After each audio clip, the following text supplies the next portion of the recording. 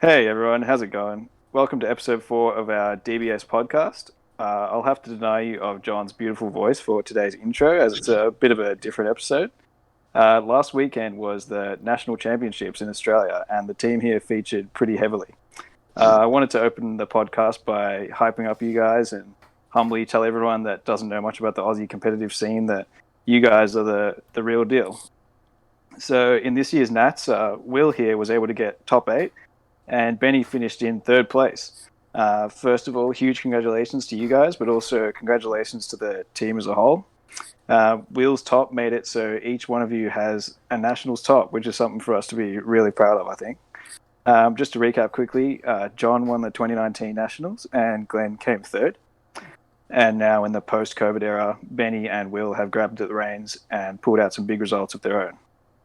I'm excited. You guys are excited. There's lots to talk about. So let's get started by each of you breaking down your personal experiences from the weekend. Let us know what deck you played, some of your matchups, any epic moments, and just how you found the event. We'll start with Benny. Congratulations again, my friend. What can you tell us about your Nats experience?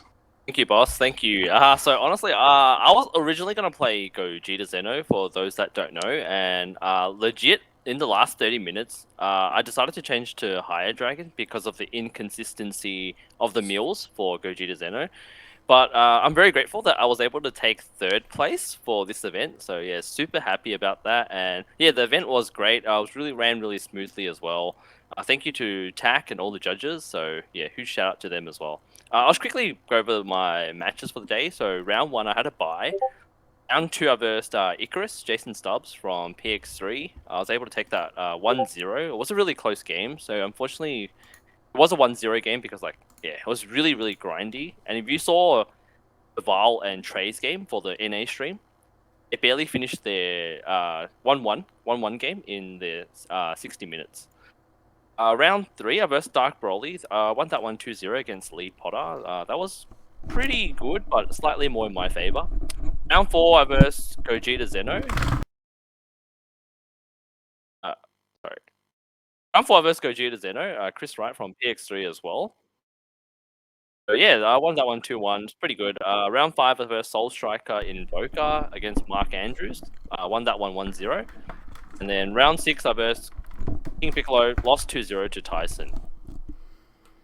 And then pretty much that summed up my day 1. I think I was 5th seed overall, and yeah, that put me into top 8. So pretty good. And then Top Cut was day 2. Nice. Yeah, Top Cut was day 2. I versed Margin Vegeta, Peter Bokta. That was a really close game. He was the first seed, so he got to start first. Pretty much I was on the back foot the whole time. My goal was to stabilize. Once I get to 3 to 4 energy, I should be able to outlive the rest because I have a bigger hand than him. And then top 4, once again, I proceeded to lose to Tyson, 0-2. Was pretty unfortunate, but congratulations to him as well because he came second, and then he versed Dave in the final, and Dave won, so congrats to the both of them. They played really well on stream as well. Third place playoff, I actually going to play a good friend, Max Kennedy. I won 2-1, so yeah, pretty happy with that. It was the Icarus mirror match. I think, for those that have known me, I've played Yellow for a while, and I think I know the mirror pretty well, I would like to say anyway, so yeah, the one who starts first usually gets a massive advantage, so yeah. Super happy with that. Benny's not going to mention anyone by 5k, just by the way. Oh, yeah, well, also, according to Max, when I shotgun, he didn't really reveal his whole hand, but he did tell me I won by 5k, so take it. Yeah, the last few moments of that game was pretty epic. Like, I was watching on stream and, also a quick shout out, John here, you probably, if you tuned in on anything on the weekend, John was commentating and did a great job. And for sure, Benny's match was really hype. Like, in the third, Benny took the first game pretty easy. I was like, oh, yeah, cool. Benny's gonna win this easy. Second game, Max was going first, so everyone thought, oh yeah, Max might steal this, but then it was Benny's game to lose in the third, and then it sort of just started going downhill for Benny in the third. And I'm just like, oh no, I felt so bad, but then he pulled it back, and it was crazy. Yeah, no, really good times. So Will, you came 8th. Congratulations. Thank you. Yep. Anyone who knows me knows that as soon as a viable Golden Freezer list appeared on the scene, that's exactly what I would be playing, and that's what I was. I'm not gonna lie, pre-testing wasn't going the best for me. I was pretty close to just taking prizing and dropping out, but I was like, look, I'll play it on. I don't have anything to do until that evening. Thankfully, I did pretty well, as we saw. My first round match was unfortunately against someone from locals, a mate of mine, Peely. He was on Dark Broly. He was originally playing Hachiyak, but he just didn't like the idea of playing that into such a time-constricted format like our webcam would be, so we went with an Old Faithful. Game 1, it was just a case of, due to the deck being a lot slower now, having to play cards using energy, I was able to just counterplay with the new Goku. I was able to negate with Riposte, and there were enough speed bumps there, despite him having quite a good draw. Second game, he was going first, and he just had the absolute nuts against me. You know, all his Broly pieces, his one of Goku that will just offering and burn me, like just all that stuff. Wasn't really a winnable game. Game 3, I managed to slam a Vegeta Unison of Fury against him. Probably a little bit early because I wasn't able to awaken because I decided to add all my self-awakeners, but eventually I just managed to keep ticking that up. He'd left up one energy, but I tapped it down with the ultimate and just swung in and killed him with my secret rare for like 100k combo power there. Next round, I was against a Android 18 mil player by the name of Matthew Townsend. Game 1 was a real grindy back and forth. I think it took something like 45 minutes. Eventually, he was able to clench it out by getting his Frieza 100% overdrive backed up with his Baby Unison and the Baby Ape counterplay. And I just didn't have enough answers for that. He'd given me something like, I think, 32 to 34 tokens, something like that. My deck was just wiped by the 100% overdrive at that point. Game 2, he went for the same play, but thankfully he only had the Trunks as backup because I was able to disrupt his Unison, and I was able to tap down his 100% overdrive with my Goku Crush Ball and then steal it with my Mechikabura Unison and turn it against him and just sort of wailed on him with that for a few turns before eventually dropping my Dragon Fist and taking the game that way. And Game 3, we went to time. He took a little bit of life against me, which arguably he shouldn't have, but I also drew 3 robotic ripostes in the 3 turns of overtime, so it would have been very hard for him to pierce through that regardless. Game 4 was, I believe, my Cell Surge matchup. This was against Tom, I believe it's Petit. I don't know if I mispronounced that, and if I am, I apologize. Game 1, I just got off to an incredibly explosive start, knocked him down to 3 life by about turn 2, turn 3, which I just don't think he was expecting. Forced his early awaken, then we got into a bit of a holding pattern where I was able to defend against his Unison and his Cell. Eventually on my awaken turn, I drew something like, went from 0 card hand to an 8 card hand, so very much was able to overwhelm his hand control there. And then I think finished him off with a 5-drop Freezer, the Divine Transformation. And then Game 2 was very much the same, except this time I had access to my Apes and my Deburas, so it was even easier to keep a healthy hand size there. I forgot if I mentioned at the start, but I did start with a round 1 bye, same as Benny, so I'm only doing 5 rounds. Round 5 was against Tyson on Piccolo, King Piccolo, lost him in the same way as Benny. That he played the deck very well, but it's also just a horrendous matchup when their Unison just takes out most of your main cards, like your Floodgates, like your Gokus. Also, him having access to Yamcha early against a deck that wants to like stick 1-drops on board is very problematic. And then finally, moving into my last Swiss round for the day, I was against Mark Andrews. Good bloke. He was on Soul Striker Invoker, as Benny mentioned, and it was just very hard for him to stick everything. I've got 3 of this Goku counterplay. I've got Cold Bloodlust, Death... Is it Death Blast or Death Razor, the one that's also a Cold Bloodlust effect? And then my Secret Rare. So it's just very hard for him to stick the 3-drop Goku, and I was able to just take it out. Yeah, Death Blaster. And that's how I was able to win that matchup. And I also managed to get 2 or 3 copies of Frieza Divine Transformation on the board against him, which meant that if he activated a counterplay, I got to tap down and lock 4 to 6 of his cards, and at that point, it's just impossible to come back from. Moving into the top 8 rounds, despite losing, I lost 1-2. I actually am very happy with how I played. Game 1, I did draw quite a strong hand, but I was able to leverage that and actually get quite a difficult win, in my opinion. It's on the stream if you want to check that out, but I think the key play was honestly turn 1. He was on play because, of course, he was a higher seed than I was. He played piano and passed, and I was able to go leader swing, power of a Super Saiyan, tap down the piano, play Tagoma, swing at the piano, so 4K to 4K. He comboed out of that, but then I sacrificed the Tagoma, played down a Ginyu, swung into the piano, and that managed to take it out, and that really stymied his card advantage engine for the rest of the game. That and he stumbled on getting the Unison turn 2. Those were the real two big things there.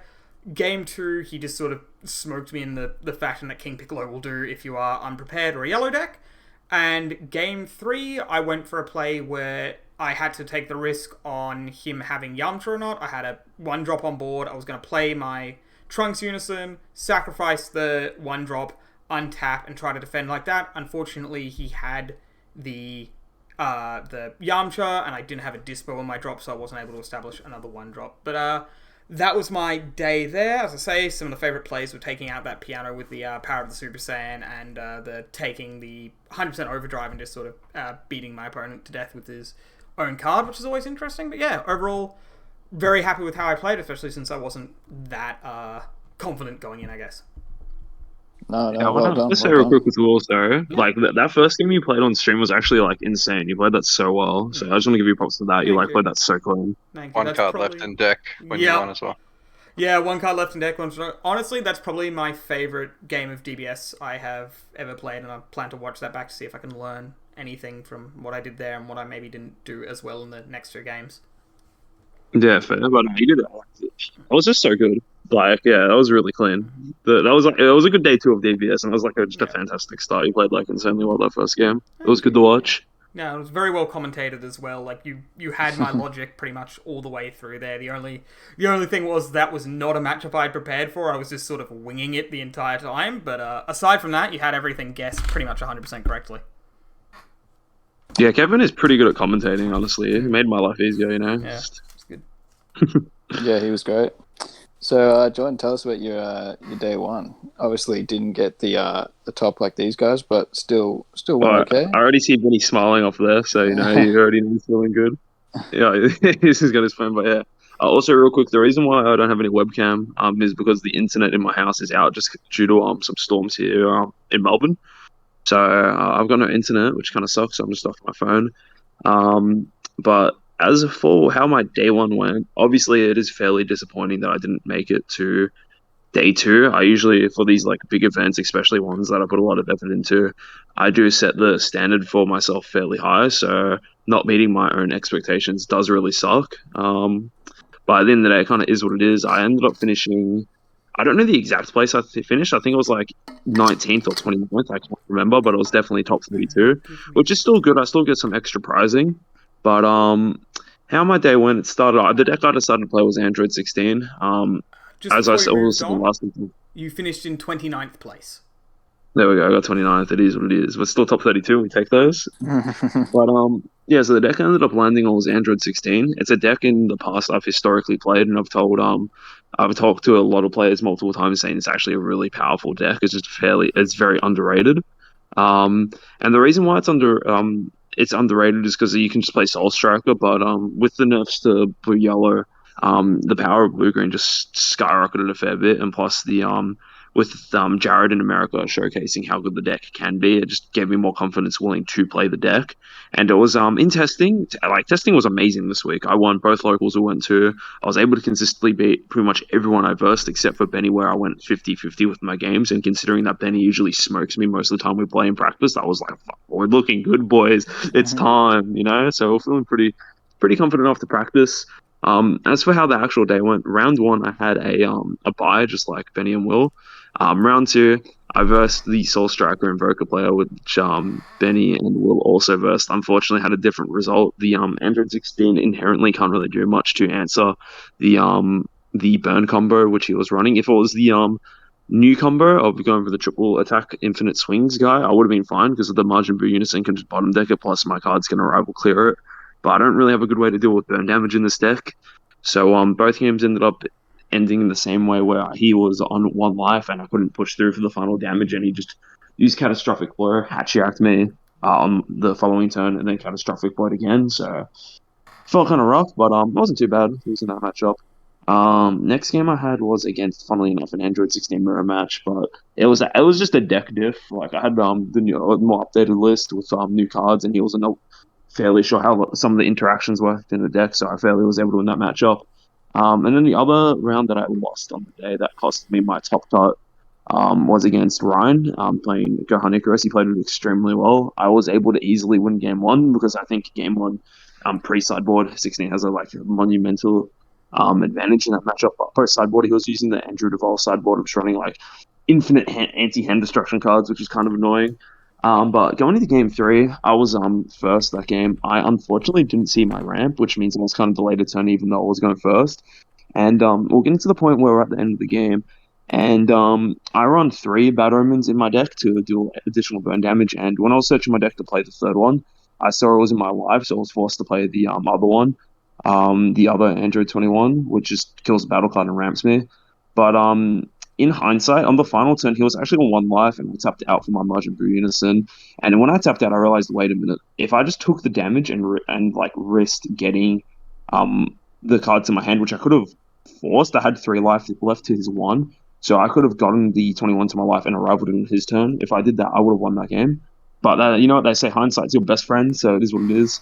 And then as for the rest of the day, it was kind of free. Like every game I won was literally just kind of free. I versed Gogeta Zeno and Soul Surge. Soul Surge is actually so free. They get you down to 0 cards in hand, but you still comboing, rivaling, and stuff. They're just wait a minute, how is this happening? They don't understand because I've got no cards in hand, you know. But and then Gogeta Zeno, I think it was Zach from Sydney. I first from the Namekian Witness Watch, I think it's called. Namekian Witness Protection. Yeah, there we go. Witness Protection. He it was fun versing him. He was playing a different take of the deck compared to how Benny was. He was using the Black Smoke Dragon to continuously draw cards and shuffle cards from his deck. But I was able to win that tour because I don't think it was too familiar with my deck. So yeah, unfortunately, again, it wasn't the result I was after. I did want a top finish. To make my kind of, because I haven't really been playing competitively as much. I mean, as just you were saying before, I was commentating the second day. I do kind of want to make a statement like, hey, I'm actually still relevant, guys, you know, but unfortunately, I wasn't able to meet those expectations, which does suck. But at the end of the day, it just is what it is. I'm gonna look to try and get back into my peak form going into next year. Hopefully, when we're in more real life events.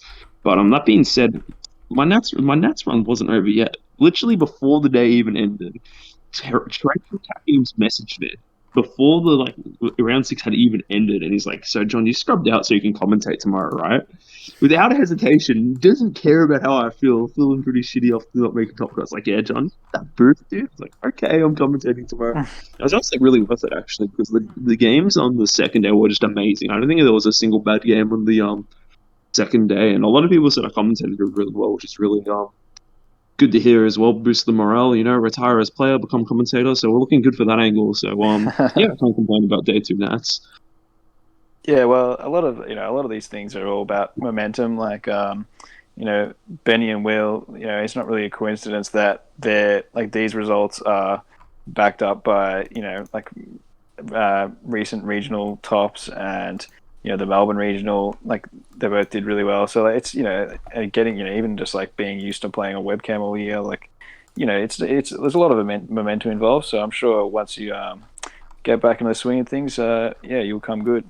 So Glenn, you didn't have in your own words, you didn't have the greatest day, but you haven't been playing much DBS lately, and you don't really have anything to prove either. But so is there anything you want to share about your day? Anything you would you have still gone with your deck choice if you had your time again, or what do you got to say? Yeah, I don't think the deck that I played was particularly an issue. I played Cell Surge.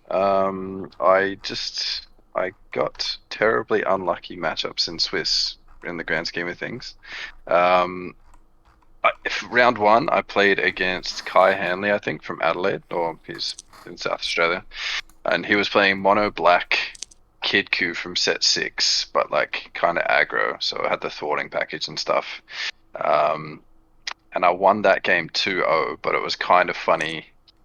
Unfortunately for him, he used his Goku Vegeta Junior, the Saiyan Scions or whatever they're called, to bring out some 1-drops, and I had 2 Dark Power Black Saiyan on the board, so I had to warp 8 cards, and he was like, yeah, no, I'll just scoop that one. So went into game 2, and I just did the standard Cell Search kind of stuff and won on turn 4, I think. But round 2, I played against Jimmy James from Western Australia from PX3, and he was playing Red Jiren, which isn't necessarily a awful matchup for Cell, but it's not a great one either, and I kind of just got blown out. He just drew everything he needed, and I didn't really find any of the answers, so I lost that one 2-0.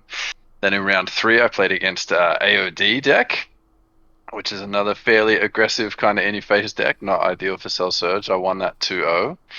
And then round 4, I played against Gogeta Zeno, which is another pretty awful matchup for Cell Search typically. Lost the dice roll too, you know. That was against Umit, who is a friend of mine, and he was top cut at the 2019 Nationals. He's quite a good player. I got absolutely clapped game 1, sorry. He killed me turn 2.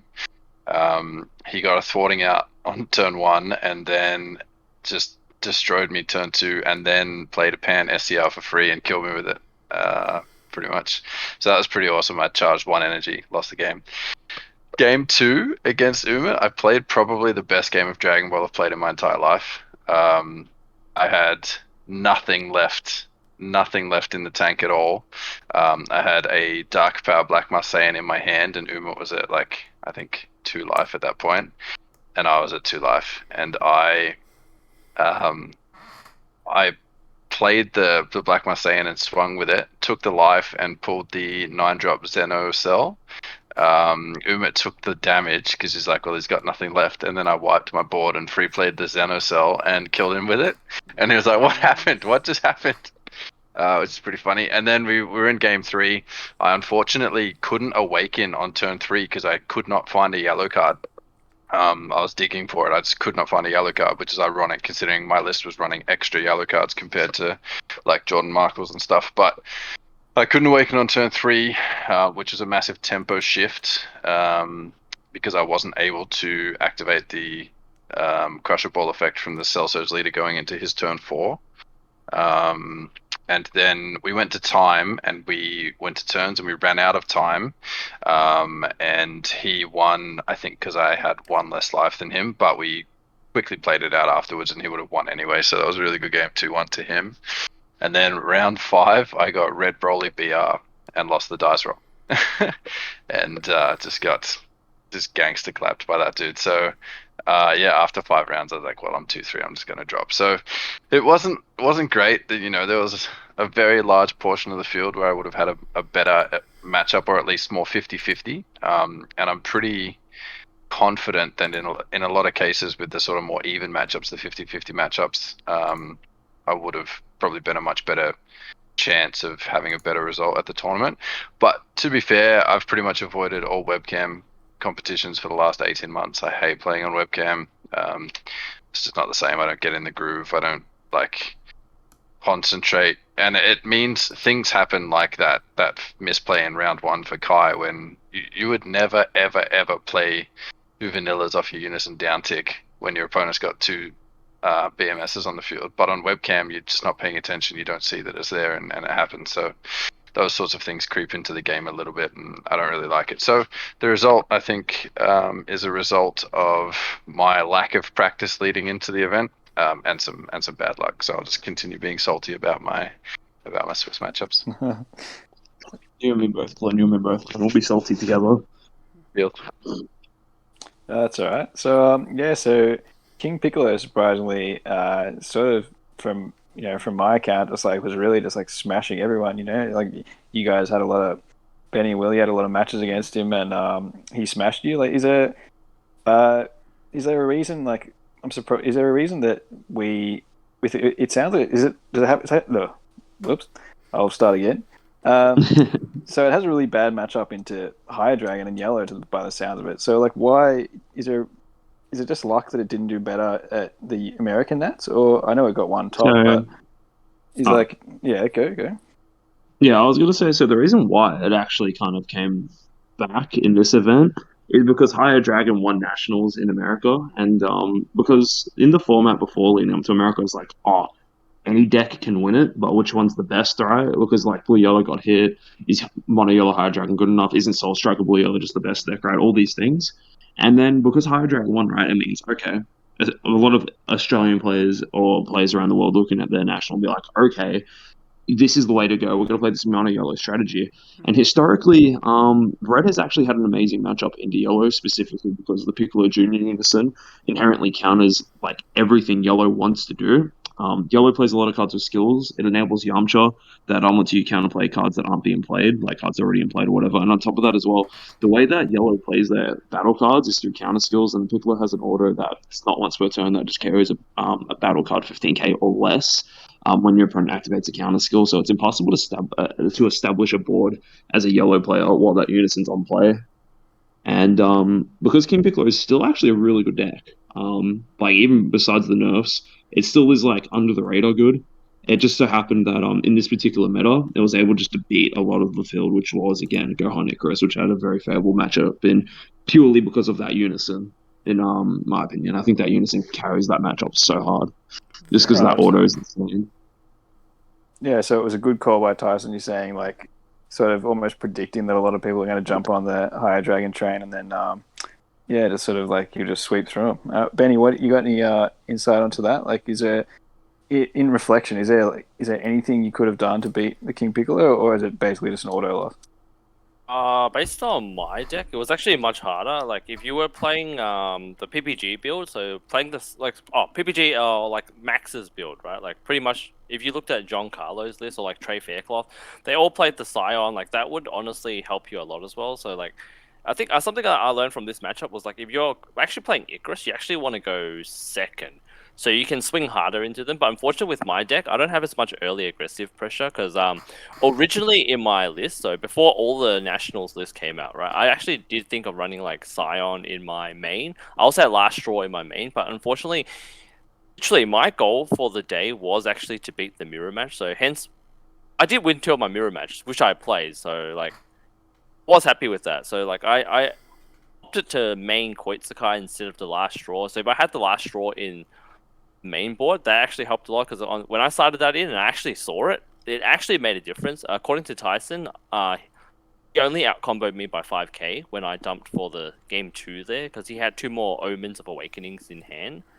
Then yeah, if only I had like cards like, you know, maybe Fighting Against Fate instead of Secret Identity, but like Secret Identity was still my pick for the day because I think that's a good meta call. So like being able to having like aggressive pressure, like Fighting Against Fate, Scion, and also the Last Straw, but that will change my build completely though. So that's all in hindsight, like what John said. Hindsight is people's best friend. If you can go early aggro against them, pull them before they can awaken. Like I think you do have a good shot because they do only have 6 life. Technically 7 if you put them down to 2 and they can awaken. So yeah. Yeah, so Benny, you were tossing up to play Gogeta Zeno, and we saw David took out the event with Gogeta Zeno.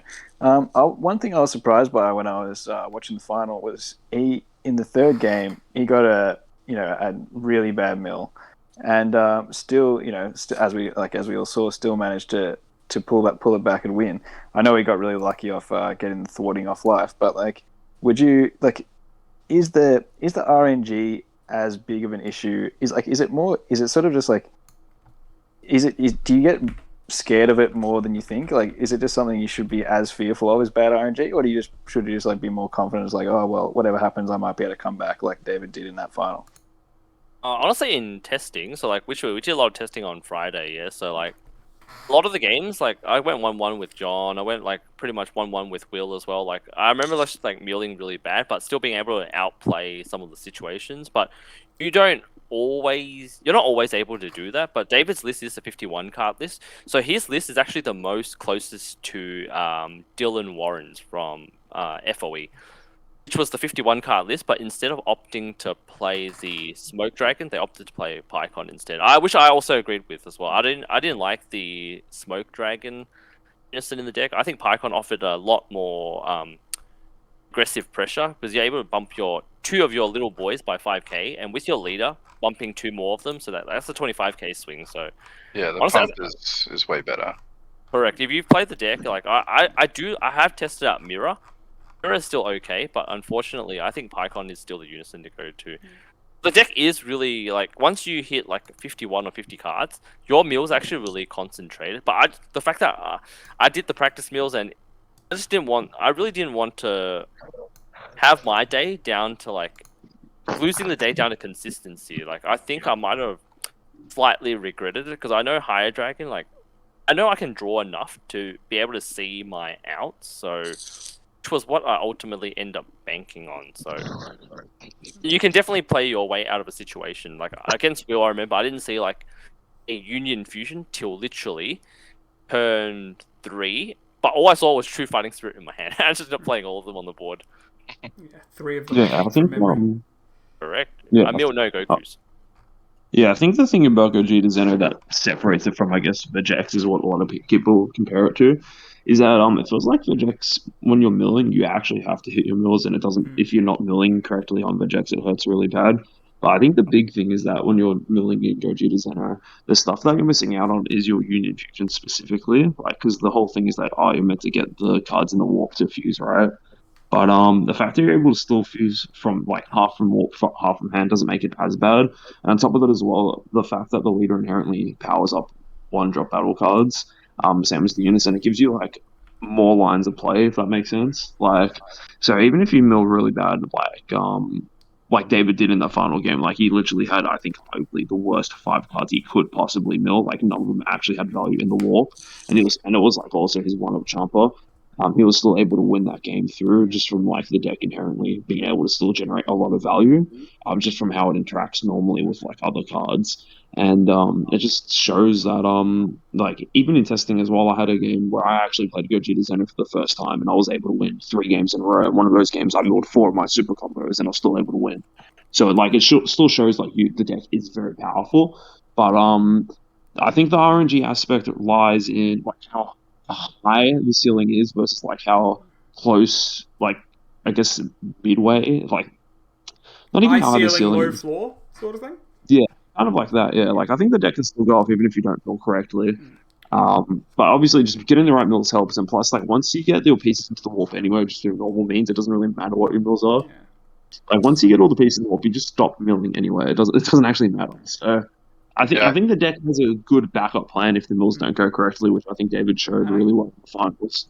And I think that's the key point there, in my opinion. Like, the Gogeta Zeno deck, it would be one thing if it was playing a bunch of bad cards to enable its strategy, but it's really not. Like, Thwartings, all good cards. Like, we've seen them splash into other decks. The Goku and the Vegeta 1-drops. If you're playing a Black Sand Leader, you're playing that anyway. The Unison, yeah, sure, that's a little bit meh. Like, the Pycon and the Kai, or the Smoke Dragon and the Kai and stuff like that. But that's still a good value package, and as you say, the way the deck is built, you are just going to naturally get these cards into your warp anyway on a long enough timeline. And if you've got a deck that can't really press you back, and we are in a sort of slower format where the thing is, on average, Gogeta Zeno, its fast hands are going to be faster than what you're fighting, and its slow hands are, one, going to have a disruptive element likely with the Goku and the Vegetas, or two, they're just going to be as slow as your opponents. And if your top speed is still like pegged pretty closely to where the rest of the meta is, and sometimes you can just spike way above that, that's generally a pretty good place to be, in my opinion.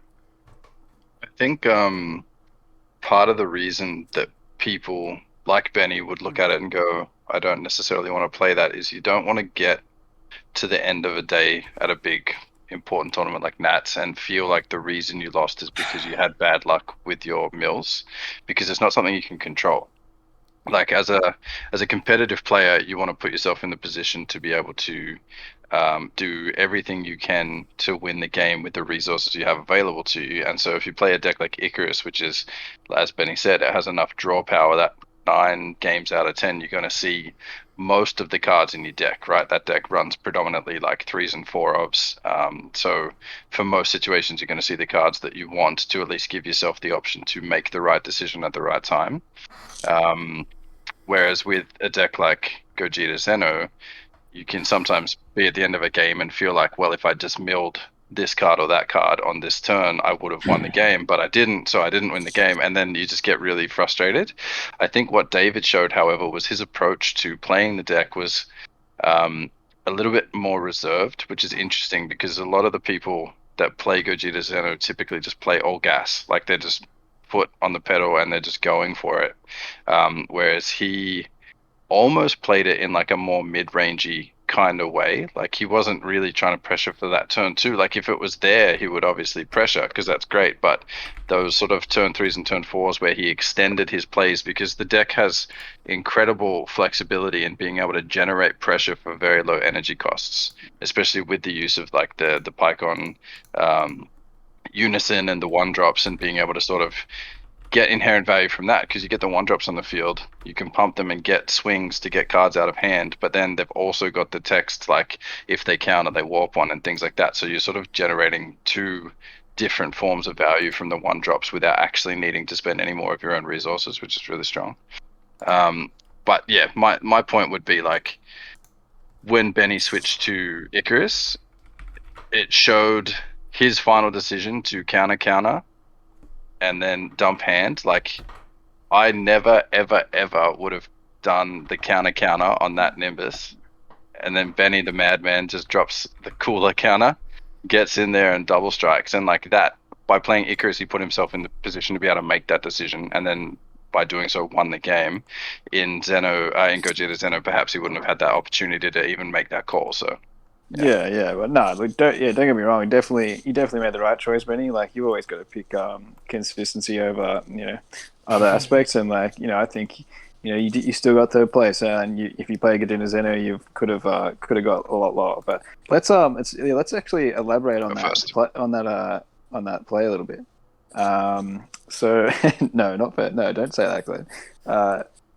So yeah, talk us through, like John, you talk us through that moment, that Hypers moment when Benny was able to steal the win from Max.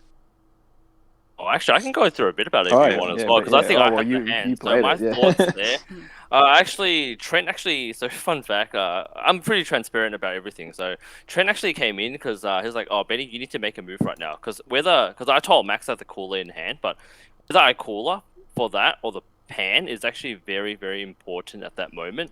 So going through my head, when I cooler the Nimbus, I was like, man, I either save the cooler for the Nimbus or the pan. Ultimately, I chose to do on the Nimbus. Hopefully, he doesn't have a pan. So yeah, I used it on the Nimbus and I swung, and then I did shenanigans, and then pretty much when I swung again with Trunks, he had the pan, right? So obviously I can't cooler again. Then I chose to dump my double strike at that time because he could have, if he panned me, so I can only swing with battle cards once more, right? Mm-hmm.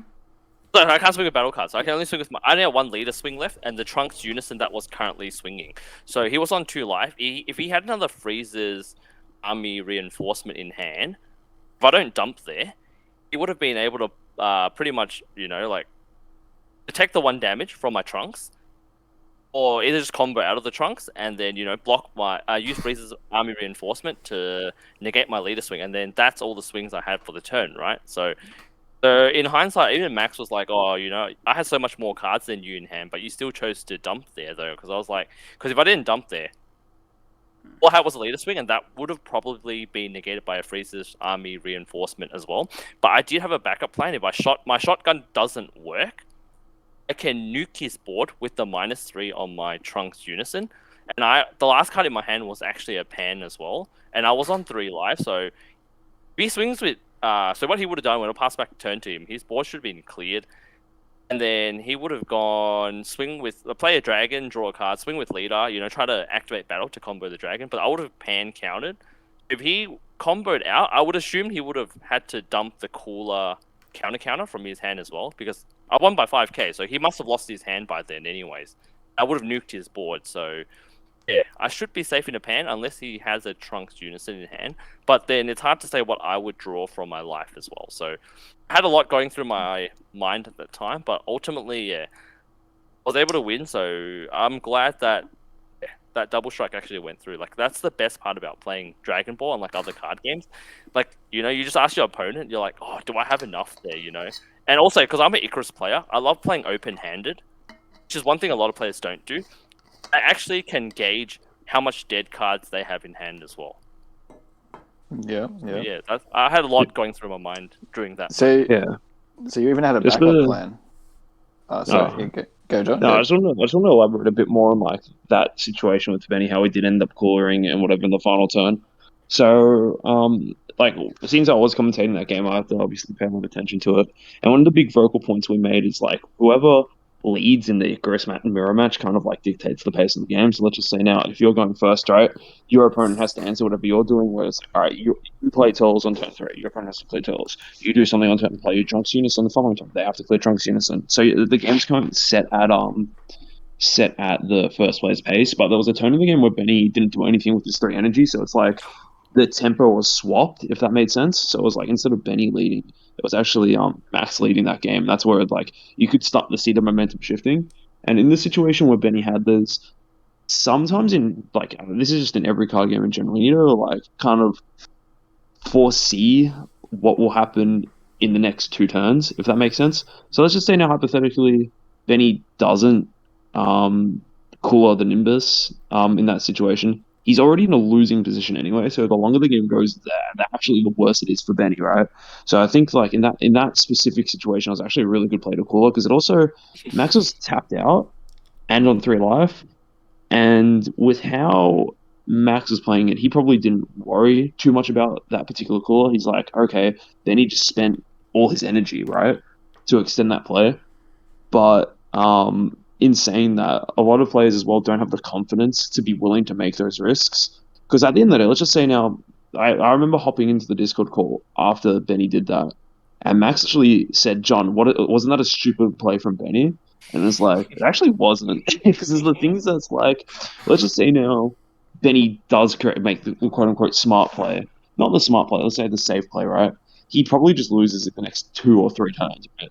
But because he went for the opportunity that it was there in that particular moment, he risked the whole game in that one moment to push for the victory. He was able to steal the win. Like Benny, realistically, no offense, Benny, but you were probably going to lose that game, and you saw the one opening that you needed to win, and then you capitalized. And not a lot of players can do that, which is like props to you there. So a good and bad thing. You kind of threw that game by not doing anything 10-3, but then you pulled it back by making a really clutch play. In fact, I know, like, I rewatched the stream as well. Like, there's multiple times where, like, like Kevin and John were saying, why did Benny Koitsukai here? Like, honestly, that turn, I did not have the Trunks Unison. Like, I left energy open. I was thinking, man, if I don't draw into something here, I'm probably dead, right? So, but obviously, John and Kevin couldn't see my hand. But Koitsukai's an amazing card. Just like all the time I use Koitsukai, I legit just bottom deck 2, so hopefully I can dig 2 cards deep into my deck, looking for the answer I need to see to better swing things back in my favor. So I know it does look stupid, this guy just passed with all his energy up. Oh, he's not good, But in hindsight, you don't know my hand, I may have a big hand, but I don't have the answer. The only reason I was saying it was bad is back to my point I just made before. The fact that we were going first, it was kind of just like, it felt like it was just wasting the fact you couldn't go first. Obviously, I can't tell no. It's just fair enough, but I was going on assumption. It is in that situation, it's bad to do nothing while you're going first. 100%. In the mirror match, like any turn that you waste energy and you're not using your energy efficiently, but you're not bad. Sorry, I wouldn't say you're a bad player because you didn't use your energy. You might not have seen your cards though, which is it's not that bad. It's like the situation that he's in is like suboptimal. And the thing is, like, going back to like when you call the Nimbus, so the cooler on the Nimbus is actually infinite more value than coolering the Pan anyway, because Pan doesn't actually stop the attack, right? Correct. Correct. Exactly. That's another thing as well. Like that's why, when Trent came in and called, this is very, very important for me. I literally said that to him because we had Trent also 2 judges in the room as well. I was like, I really need to have a think about this. Max also respected it because, obviously Max wants me to tap the 3 for cool anyways because I use up all my energy for it. So. And he knows he's got Pan in his hand. Exactly. That's the thing though, like it makes sense because similar to how Will ended up like basically losing to Tyson because he had to gamble that Tyson wouldn't have the Yamcha, you were kind of gambling that Max didn't have his SCR. The only thing I'm hearing from this conversation, however, is that Bandai should ban Furthering Destruction Champa. Kind of, yeah. That was one of my bans there on the list because Stop everyone talking, plays please. with one less life. Yeah, this is also legit why Android 16 is so good because like whenever John plays Android 16, like I mentioned this multiple times, most decks go down to 4 life themselves. You only need to deal 3 damage, 1 omen. That's all you need, and then yeah, pretty much like they will play with 1 less life. And furthering destruction champer means you're essentially playing with 1 less life as well. So I legitimately just go to 1 life in pretty much every game now because I'm like, if I'm staying at 2, I'm just going to get FDC'd anyway. There's no point. Like, it's Yeah. 1 less card I'm going to see. Someone swings like a 10k at me. I'm like, just combo 5 on that so I can take this life. Thank you. Yes. And I think Glenn raises a very interesting point there. Not as much with Champa, but more with the contrast between mine and Benny's games, where we say it to each other all the time, and it's especially one of the first things you tell not so much a new player, but a player who's looking to go from like, all right, I'm just competing at locals to maybe I want to topper locals, or maybe I want to do well at the store champs, and that is play to your outs. Always play to your outs, and this is the thing. Benny did what a lot of players, even his opponents, described as a stupid, risky move. But that's only if you don't have the information there. As I say, Benny had looked at it and he'd been like, well, let's put it like this. I've got a percentage chance to win if I shotgun here. Maybe it's 5%, who knows? Let's just say it's 5%. But I'm on pretty close to a 0% if I let it get to Max's next turn. So, what's my win condition? Stopping Max from getting to his next turn? What way do I achieve that? Well, I guess if I get very lucky and I cooler this thing and he's got exactly so many extra cards in hand, then I win this. And that's exactly what he had. And as I say, he had that backup plan there as well, but I think that was the important thing of just, he identified that, and it was the same with me as well. And look, I haven't gone back and seen the commentary on that third game or the Twitch chat, and I don't know what sort of comments were made either by John and Kevin or the Twitch chat itself, but I was sort of on the other side of that exchange. And yeah, it can look a bit silly when it doesn't work, and a lot of the time it won't, because again, you're playing a risk, but sometimes you will get this amazing sort of success story like you did there with Benny in that game. And yeah, so that's what we really mean, because like it gets said a lot sort of just as like a platitude, as a throwaway thing, play to your outs, play to your outs, play to your outs. And sometimes that does mean taking the crazy risky play, because just losing slowly and winning and losing quickly are both losing, and it doesn't matter either way unless you're looking, especially in a game 3 situation where time's no longer a concern. I was gonna say also. Oh, okay, you go, Glenn. Oh, sorry. I don't think there was any flame in the stream when you made your play. I think it was just like there was comments saying that it was a decent heads-up play by Tyson to counter the Trunks coming into play and killing you 1-drop. But at the same time, on that turn, you look at the situation, you're like, I literally have to do this, otherwise I have nothing else I can do. And similarly to what you said, sometimes when you're playing and you look at the situation, you go, I die next turn. Like, you look at your hand, you look at their board, you're like, there's no way I can win. So in Benny's situation, same thing. He probably evaluated, as you said, looked at it and said, well, if Max goes to the next turn, I'm just going to get clapped. So screw it. Like, let's just shotgun, see what happens. Like, because if you're going to lose anyway, you may as well go out like a blaze of glory. And the third point I want to make there as well, just quickly before we let Benny continue, is like, we talked briefly that Benny did have the backup plan there. Like, he could wipe the board, pan himself, and then see what he could do. But if Max got panned, he still had quite a large hand there. Even if he was able to combo out, he would have had quite a few options, all of that. Even if Benny did play the pan, pass the turn back, what have you, how likely was Benny to win on that crackback? Honestly, probably not likely, because at that point, either Max has got a bunch of combo power to combo out again, or he's got a handful of negates. He knows Benny's very resource light, so he's just going to be like, yeah, alright, cool, I'll hold up a Frieza's army reinforcements, or hold up a Vegeta's final flash. Benny's no longer got a threat on board outside of the pan, his leader, and maybe whatever he top decks. I can probably handle that.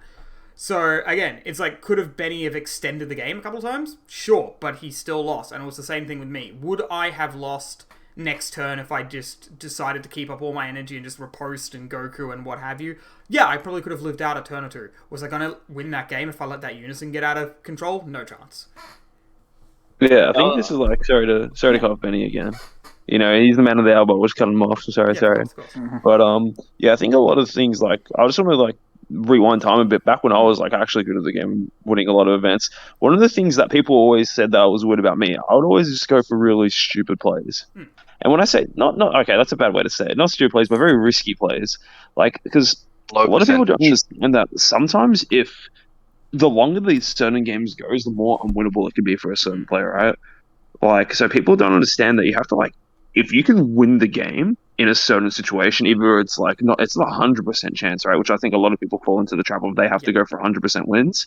But even if it's like a 60-40% chance of you winning, or even like a coin flip if you win or whatever, sometimes it's worth taking it because sometimes it lands heads. Like a really good example was back in when I won Melbourne Regionals a while ago.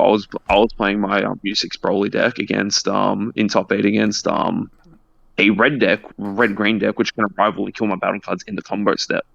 And I was like, it was getting to the point where it's like I'm running out of cards, and I just swung with one of my battle cards, and my opponent said no negates. It was on 2 life, and I just said, well, effort. Like I'm probably not going to win the rest of this turn, so I comboed everything on my hand, fully well knowing that my opponent could arrival and kill it, and the only out I had was a cold bloodlust in my hand, and I was able to win that turn. It's like sometimes you have to risk the entire, like you have to risk the game. You have to be willing to lose the game so you can actually win and get better long term. It's just like you can only get so far by making safe plays. Like I think you can ask anyone who wins events. Like if one of the first bits of that advice that will give you is like you have to go for risky plays. That is the only way you can win in certain high pressure situations. You have to just be willing to risk it all. You have to go all in. You know. I have a story for that, but I'll let Benny say his point, and then I'll bring it back to my story. I was gonna say also in one of the games against Mark Andrews, Soul Striker Invoker. So like I knew he was playing Invoker, right? So I was like, I literally did a shotgun as well in game 1. I wasn't able to kill him, which was the problem because like it was before he got into turn 5, right? Sure. I did do one thing. I made him combo all his rival seekers and invoker pieces. So and then that ultimately actually ended up winning me the game because he had no rival seekers to go into energy explosion to catastrophic blow me for the win. Ultimately, it was a very close game regardless. Anyway, so it was another one of those games where I won by 5k. So yeah, I was gonna say was my shotgun stupid? Probably because I didn't kill him, but he had a chance to crack back at me, but. If he had the energy explosion and rival seeker, I was guaranteed the loss. So I shotgunned out of nowhere, and it made him. It kind of wrecked his plays a little bit, and he had to play suboptimally. And then at the end of the day, he swung with leader, and he also swung with overwhelm trunks, which he chose to do, but he did not draw into any 5k combos. So like once again, if you watch my deck profile, I go more in depth about it. But then, yeah, ultimately it came down to him having like. He's got 3 cards in hand. He plays the Overwhelm Trunks.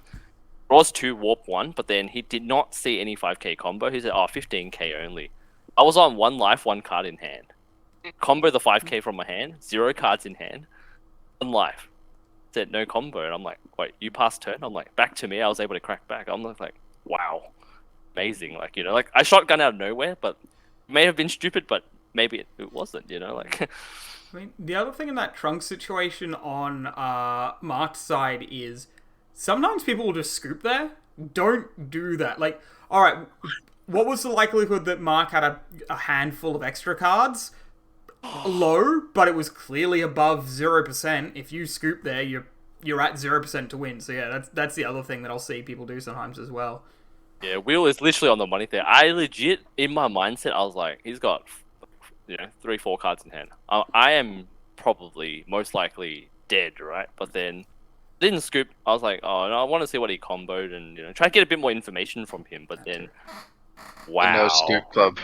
Yep. To take it back to John's point about being a psycho with your plays in 2019 Top Cut, I was playing against Jesse Wiedemann.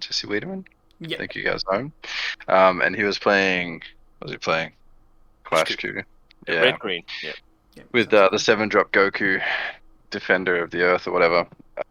And I was playing a 6 green Broly, and I didn't see an 8-drop. I think it was game 1, and I just could not find an 8-drop to go up the chain, and I knew I needed to go up the chain to the 8-drop for me to win that game.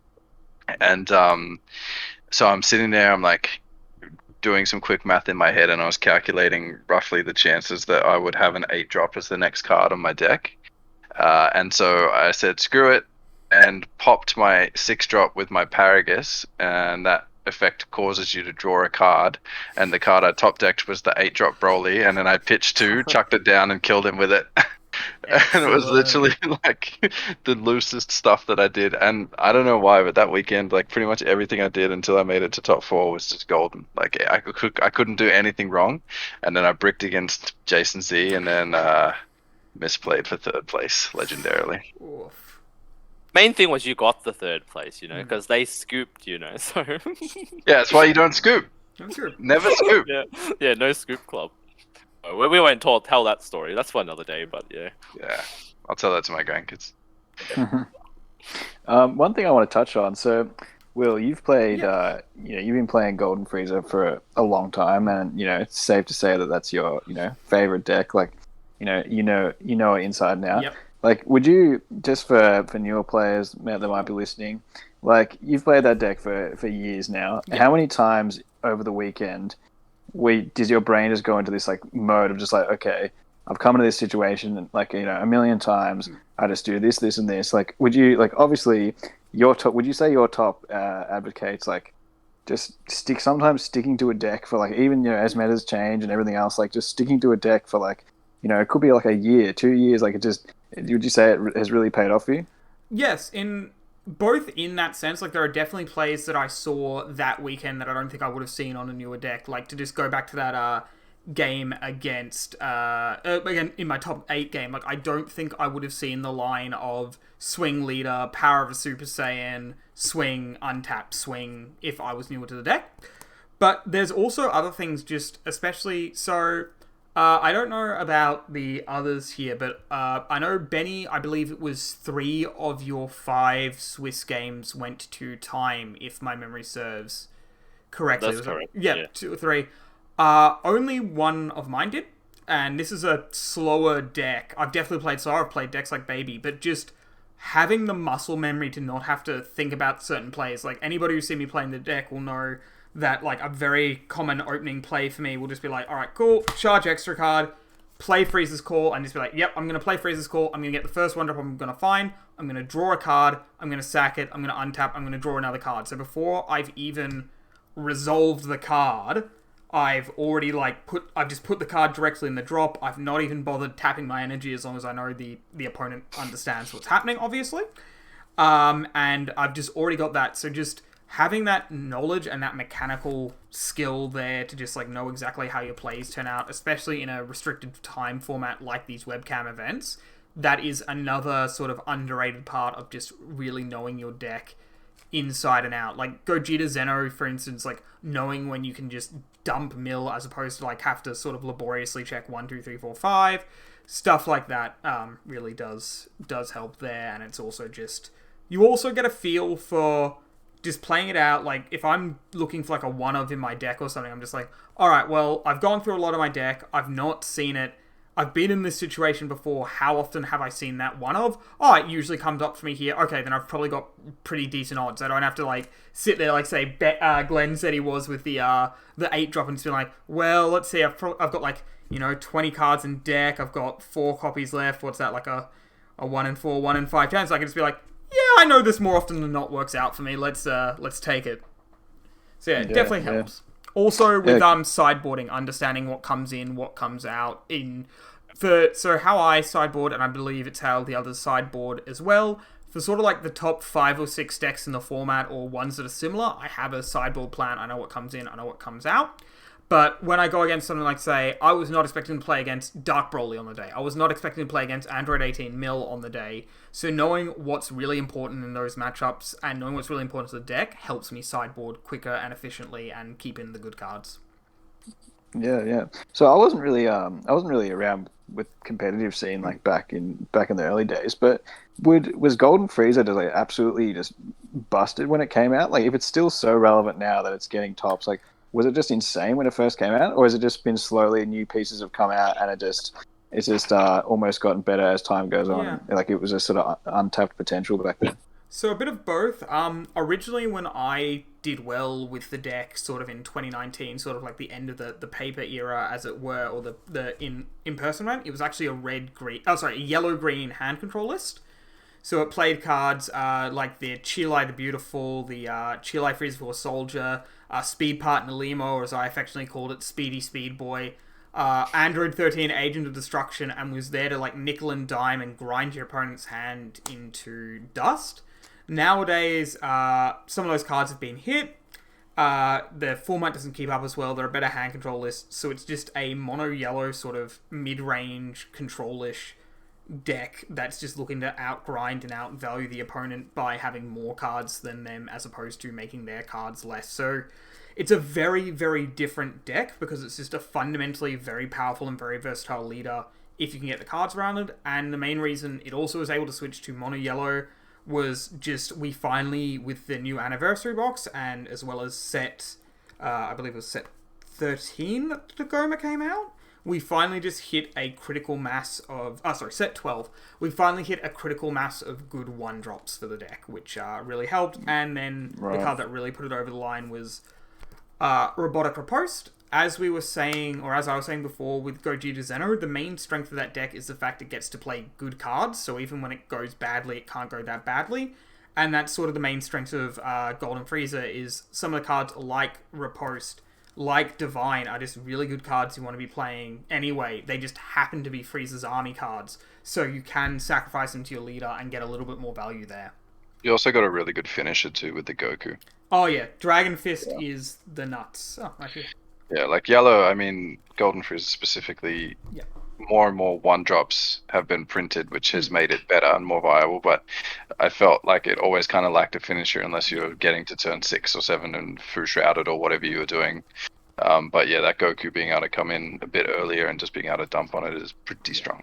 And the final thing was just, before now, if you wanted to be running like a yellow untapped deck, you either played Mecha or Icarus.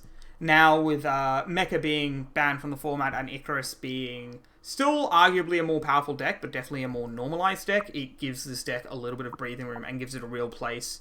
Because, as Benny said in some of his matchups, he would have really liked to have some more decisive finishes. And Golden Frieza, since it plays so energy efficiently, it really can have those more decisive finishes between the Dragon Fist, between the Divine Presence, Divine Transformation, etc. I'll put in something here as well about like Will here, like honestly, like Will's top here, like was a long time coming. Like this was not a fluke. Like I've seen the amount of effort Will has actually put into this deck. It's gone through so many different changes, like even throughout testing. Will is an insane control player. I'm so happy that he topped with this deck because he literally put in so much effort behind the scenes that like I think me and Blake and Lachlan were like the only people that like really seen Will put in the effort for this. Like even 2 months before the ban list, right? Before when Bojack and stuff was around, like Will was already testing this. So like he knew he wanted to play this for nationals and get the top with it, and he actually did. Like honestly, I'm so happy and proud of him as well. Like he's put in like the amount of time and effort he put in actually paid off. Like congrats, Will. That's all. Thank you very much. Yeah, well done, Will. Well done. No, enough to feel awkward about it. It was your hard work pays off, and we're glad. I'm sure Benny and Glenn and John welcome you to the Nationals Top Club. I'm salty about it. We need someone to bully. Yeah. Saying I'm still in the exclusive club of winning Nats, so talk to me later, boys. Oh, speaking of that, I have topped all 3 nationals, and I can probably say that I'm the most consistent player now because I'm the only player in OCE to have There's the Chad Benny we want. Yeah. I'm the only player to have topped all 3 nationals because John and Anthony weren't able to make this nationally. Yeah, so if you guys want to check out Benny and Will's deck profiles, we'll have those up on our YouTube channel as well. But yeah, so how are we looking for time? I suppose we've got to... Well, we're a bit over an hour here, so I reckon. Yeah, I think we better wrap this one up. Thank you, everyone, for tuning in. It was a bit of a different setup today. We had to... Will's had to record, so if if there's any feedback you want to give us, just let us know. But yeah, so all the guys did really well. I'm really proud. It was a great. It was a but you still did well in spirit, helping everyone out. Yeah. So yeah, and you guys will catch John commentating. Oh, is that a secret, John? Or Not Pretty- considering how now. much you Facebook posted it, yeah. Oh, Yeah, true, so that's I, right. was, I I feel- didn't realize I wasn't going to leak it, but I leaked it anyway. So I've actually been invited to commentate the World Championship, the qualifying rounds, which is pretty exciting. So people know that I'm doing it now, so it's not really a leak anymore. I've already leaked it by accident, but it's what it is. It is exciting that I Commentate can with have the C-Rod, dude. What was that? Yes. Sorry. I said I hope you commentate with C-Rod. Me too. Yeah, the dream. Double strike. Yeah, so Yeah, good no, I'm luck. honestly. Good luck to David Thanks. Liu in at Worlds. We'll be cheering him Yep. on, Yep. Aussies. And yeah, Dave. that about does it for this week. I suppose we'll have to be, we'll probably run out of things to talk about in the next few weeks, but we'll conjure something up for you guys. Thanks very much. We'll see you soon. See you guys. See you all. Peace.